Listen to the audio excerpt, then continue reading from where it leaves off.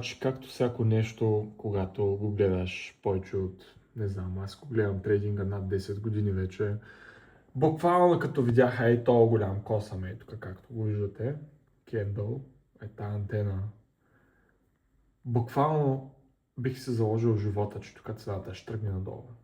И то това е на базата на това, че имам толкова години съм го гледал този трейдинга, че аз вече няма как да бъда излъган, разбираш? Аз просто го знам, че то кендъл е тук отгоре, видите го?